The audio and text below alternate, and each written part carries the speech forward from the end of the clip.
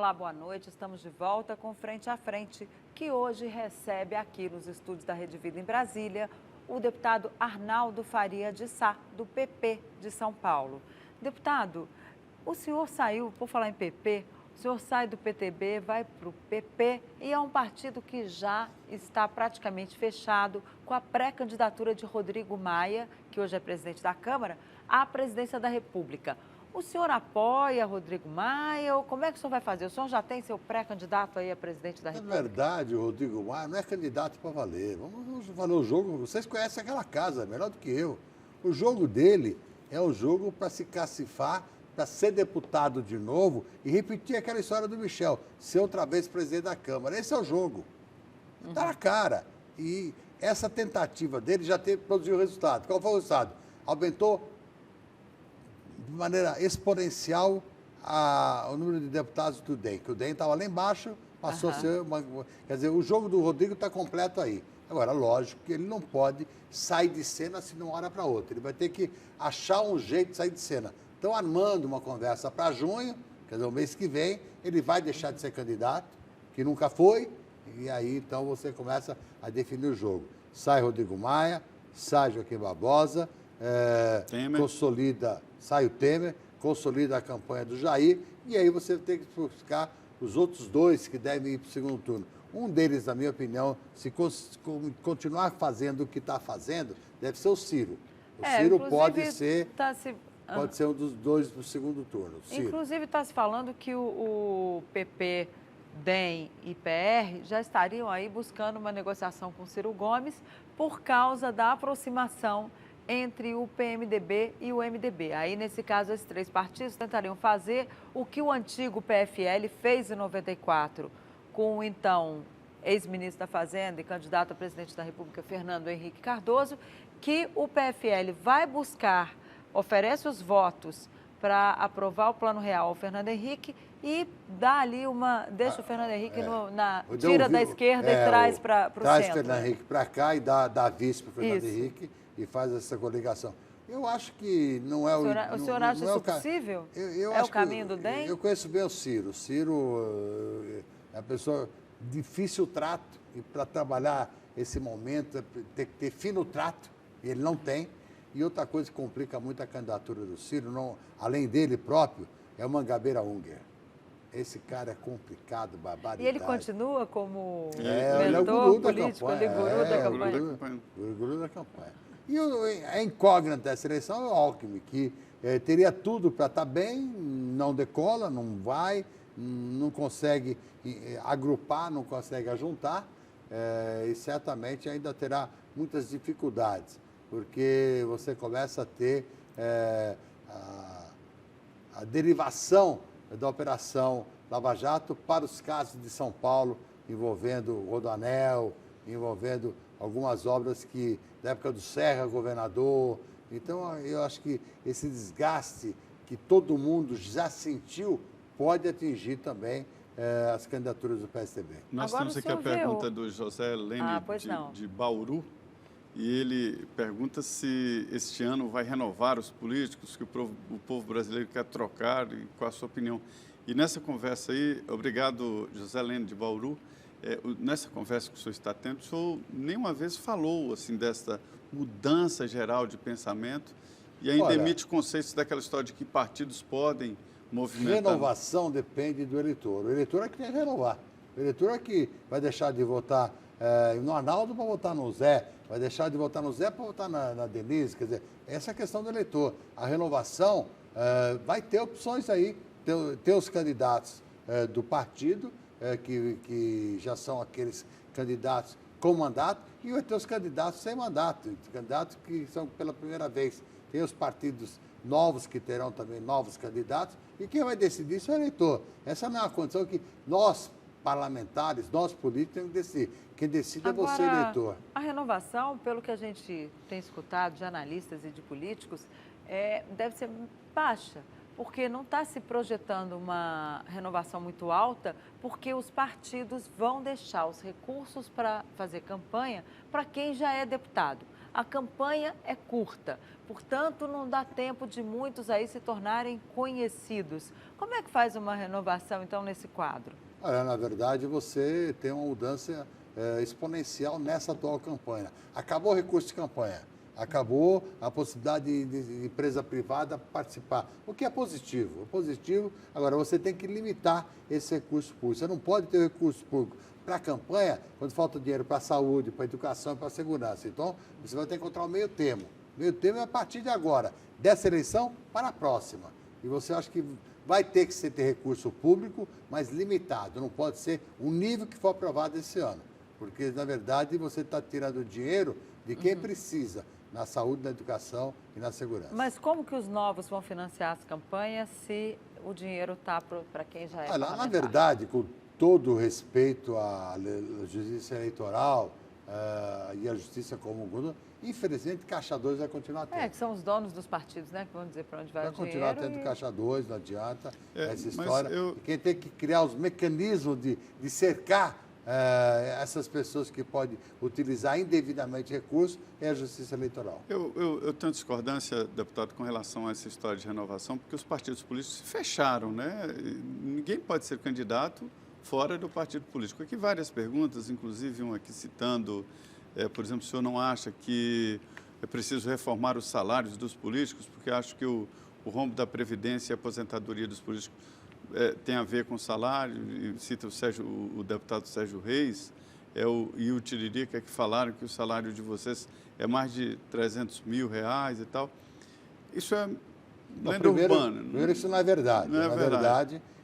Tanto o Sérgio Mas Reis... eu citei isso aqui para te mostrar como é que é a opinião o Sérgio das Reis, pessoas. que eu respeito, o Tiririca também, eles não vivem a vida política no contexto geral. Você sabe disso, não. Entendeu? Não vão atrás do eleitor, não tem escritório. Disse que não ia mais ser candidato, você está entendendo? Agora, diz que já está arrependido, que vai voltar a ser candidato.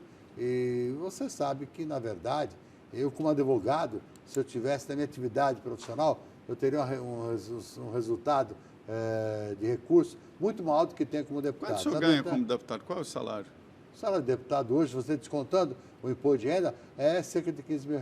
Recebe R$15 mil? Recebo R$15 mil. É porque a conta que se que faz... o bruto é maior, mas você tem que pegar o desconto do imposto de renda, desconto da contribuição previdenciária. E também as pessoas somam aquela... Verba de gabinete. A verba de gabinete que é usada para... Na verdade, isso é um pouco culpa da imprensa. A imprensa vem dessa história de negativar a política, entendeu? Lógico, com exceções. E aí você acaba tendo isso, quer dizer, tudo aquilo que é despesa de gabinete, que é contratação de funcionários, porque os funcionários que trabalham no gabinete são contratados pelo deputado com recursos da Câmara. Mas o recurso que é da Câmara, se você não contratar, esse dinheiro que você não contratou não vem para você, ele volta para a Câmara. E, além disso, tem a verba de gabinete, que são os gastos, né? Lógico, telefone, correio, essas despesas todas. Na verdade... Passagem de volta para o Estado. Na verdade, a lenda urbana é que um salário parlamentar não é tão alto assim como se diz 300 mil, mas é muito alto, sim, porque é 33 mil no bruto. Agora, outra coisa é que a Câmara e Senado são caros demais, né? O orçamento do Congresso Nacional passa de 11 bilhões de reais. 11 bilhões. Para se ter uma ideia, isso é tanto dinheiro que Santos, me disse o Beto Mansur aqui, que ele deixou o orçamento de Santos em 900 milhões. Agora deve estar 1 bilhão e 300, vai. Santos, uma cidade com a complexidade que é Santos, né? Saúde, educação, transporte e tal, um orçamento de 1 bilhão e 300 milhões. O Congresso, 11 bilhões. É muito dinheiro. Olha, na verdade, você pode racionalizar isso, você vai ter que racionalizar. Porque a partir do ano que vem, com a questão da implementação da PEC do teto de gastos, que já foi aprovada e, portanto, já é emenda constitucional, a partir de janeiro você vai ter um corte de 20%. Muito grande. E, logicamente, vai ser cortado também Câmara, Senado, Congresso. Agora, deputado, o início, quando o governo lançou a PEC do teto e aprovou a PEC do teto de gastos, dizia-se que essa PEC ela era acoplada a uma série de reformas para poder reduzir o gasto público, para ter condições de cumprir o teto que não aconteceram. E, a partir daí, conseguir ter algum dinheiro para investimento. O que a gente percebe é que vai se cumprir, para se cumprir o teto, todo o dinheiro hoje que está em investimento vai acabar indo para as despesas correntes. E como é que faz? Então, como é que vai investir? Olha, eu estou à vontade para falar que eu votei contra essa PEC. E na época eu denunciei isso que você está falando. Não pode você apenas votar a PEC do teto de gastos sem um conjunto de outras propostas que tem que estar no mesmo pacote. As reformas ficaram pelo caminho, então você né? só votou a PEC do teto de gastos e não votou as outras complementares. Aí como é que faz? Aprova-se as complementares ou Na verdade, ou acaba com o teto? esse próprio ano aqui, o governo está partindo de uma manobra. Qual é a manobra? O BNDES está devolvendo 100 bilhões para o Tesouro, para o Tesouro poder fechar a conta, porque senão o Michel vai ter o mesmo problema da Dilma que gerou impeachment dela. E eles ainda pediram autorização para usar o dinheiro do FUST e do Fistel, né? Também para que o TCU autorizou, mas eles fizeram o TCU em nenhum momento disse que isso vale para cumprir a regra de ouro. Disse, olha, como vocês vão usar o dinheiro aí do Fistel, depois que repassou para o Tesouro, é problema de vocês. Agora, regra de ouro, não. Você cumpre a regra de ouro com lata, né? Porque você viu que utilizaram agora recurso do FAT, seguro-desemprego, para tapar o buraco do BNDES, do empréstimo de Moçambique, do empréstimo da Venezuela. E de onde saiu o dinheiro? Do seguro-desemprego. Vai faltar daqui a pouco. Tem umas perguntas aqui, deputado Rondon, do Paraná. Ele faz uma lembrança importante aqui, a gente se esqueceu aqui, nós nos esquecemos do Álvaro Dias.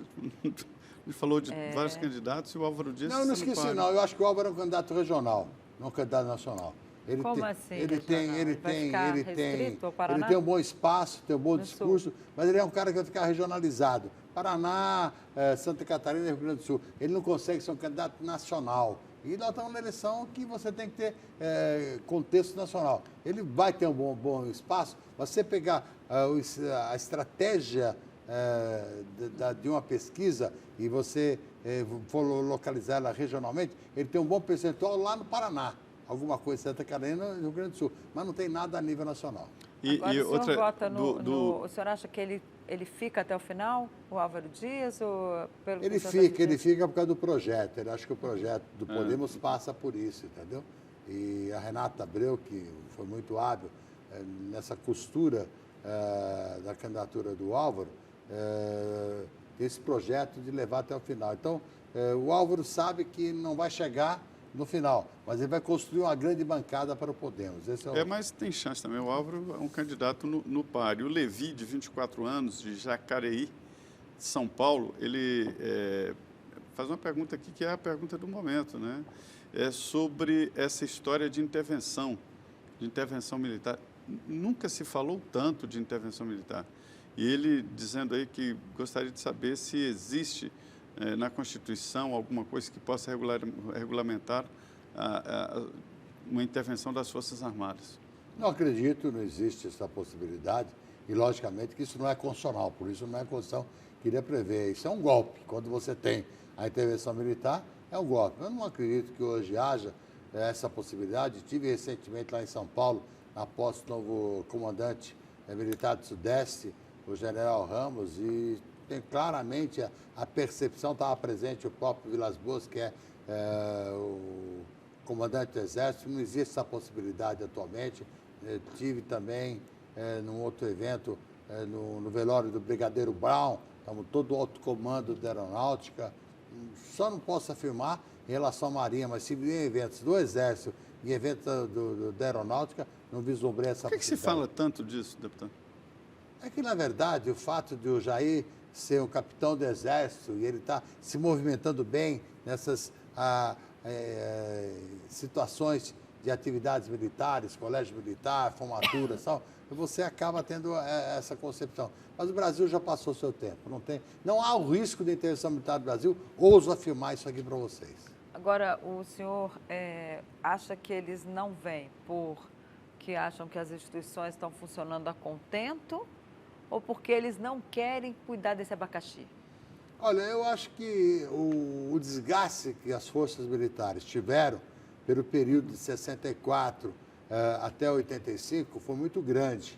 E eles ainda não querem retornar a isso. Pode ser que num outro momento futuro, daqui 20, 30 anos, tenha essa expectativa. Mas hoje, não tem nenhuma força militar interessada em ter o desgaste que tiveram de 64 a 85, quanto a gente tem que ter a obrigação de reconhecer. Na área de infraestrutura do Brasil, muito se deve a esse período da atividade dos militares. Agora, é o pessoal da ativa que não quer, né? Porque se depender do pessoal da reserva aí, pelo que a gente escuta... Mas na verdade, nesse momento em que você fala nessa possibilidade, quem manda é o pessoal da ativa. O deputado, o Mauriozinho de Castro, ele é lá de Seditinga, de Minas Gerais, disse que é... Vou fazer a pergunta aqui. Deputado, boa noite, sou filho da sua amiga Cida Castro, de Aparecida do Norte. Sou vice-prefeito numa pequena cidade no sul de Minas. E a minha pergunta é sobre a reforma política. Ela ainda vai acontecer para antes da eleição de prefeitos? Eu acho que deve acontecer. No início... Logo depois dessa eleição, você deve ter isso. Um abraço para você. A Cida foi vereadora, né, Aparecida do Norte. Eu me lembro bem desse garoto que agora está lá em Minas Gerais. Sucesso para você. Pois é, mas continuando aqui, a reforma política... Depois das eleições agora, em outubro e final de outubro, segundo turno, a posse dos novos deputados, dos novos senadores, você vai começar a trabalhar essa reforma política. Senão o Supremo define tudo, né? Na verdade, eu acho que o Supremo, às vezes, se arvora em Congresso e acaba cometendo burradas. O que tem que ser modificado aí nessa reforma política? Eu acho que a gente tem que fazer uma reforma política geral. Vamos começar a reforma dos partidos políticos, criar condições de mais responsabilidade. Você viu ainda hoje, por exemplo, vários prefeitos lá em São Paulo, o negócio de rolo da merenda, que não dá para admitir você ter qualquer coisa errada. Pior ainda quando você tem desvio de recurso com merenda. O dinheiro de merenda não se mexe, é uma coisa que não dá para admitir. Dinheiro da educação, dinheiro da saúde, não dá para você desculpar ninguém. Tem muita gente metida em rolo nessa questão de saúde e de educação e vai ter mais rolo por aí. Mas onde entraria a reforma política nisso? A hora que você tiver mais imposição da atividade, você permitir que a Câmara Municipal ou a Câmara Federal tome atitude mais rápida no caso de uma cassação. Você sabe que um processo de cassação delonga, demora demais. Você vê processos que são arrastados de maneira intermitente por aí, isso não pode continuar acontecendo. Por falar em rolo, essa descida aí dos processos, essa remessa dos processos que estavam no Supremo para a primeira instância, eles vão influenciar nas campanhas? Hoje acho que não dá tempo para influenciar. Hoje eu já ouvi dizer que o caso do Eduardo Paes no Rio de Janeiro pode ir lá para o Marcelo Bretas, que é um juiz tão implacável quanto o Sérgio Moro, e que nesse caso poderia aí haver um balanço lá na pré-campanha no Rio de Janeiro. Como é que o senhor vê essa... O senhor é favorável a essa... O Eduardo Paes hoje não tem foro do Supremo. Mas é por causa do processo que engloba o Pedro Paulo, que é deputado federal. E ele está no mesmo processo, estavam os dois lá, e o processo do Pedro Paulo desceu. Logo, o Eduardo Paes, que estava acoplado nesse processo ao Pedro Paulo, agora desceram os dois. Eu acho que, independente do processo, na minha visão, a candidatura do Eduardo Paes no Rio de Janeiro não vai vingar. Por quê? Ele ainda tem aquele carimbo de ter sido lançado. A primeira candidatura dele a prefeito pelo Sérgio Cabral, quer dizer, Sérgio Cabral que garantiu a reeleição dele. Então, ele ainda tem muito aquele carimbo de Sérgio Cabral. E eu acho que o Eduardo vai ter sérios problemas de reeleição por esse tal do vínculo. O vínculo vai ser muito forte, principalmente no Rio de Janeiro. O Rio de Janeiro está no caos que está por causa do governo Sérgio Cabral. E São Paulo? Como é que o senhor vê a eleição em São Paulo? A eleição de São Paulo, você tem dois fatores. Você tem o Márcio França, que é o vice-governador de Alckmin, que assumiu o governo, que tem a máquina, e a máquina tem um peso importante. Eu acho que ele se beneficia de um fato estranho. A não candidatura do Joaquim Barbosa ajuda o Márcio França. Porque aí você tem o PSB solto e você acaba tendo uma certa liberdade para o Márcio França poder agir. E o outro candidato, que é o candidato com alguma chance, que é o Dória, é o candidato do PSDB, na confusão toda que está aí do PSDB, ele ainda pode virar um candidato a presidente, entendeu? E o Alckmin ser um candidato ao Senado. E o Paulo Scaff? que está em segundo nas pesquisas? Eu acho que é um candidato que tem boa representatividade na disputa eleitoral, mas no jogo final ali vai ter dificuldade. É um momento político muito complexo, mas a política nunca foi muito simples mesmo, né? Nós estamos aqui... Política é um tabuleiro de xadrez girando. Todos os dias muda tudo, né? Nós estamos aqui no Frente a Frente exatamente falando sobre política e levando até você a responsabilidade do seu voto, é que faz esse tabuleiro giratório da política daqui de Brasília. Nós vamos agora ao intervalo, 2 minutos, e já estaremos de volta aqui com o deputado Arnaldo Faria de Sá, do PP de São Paulo.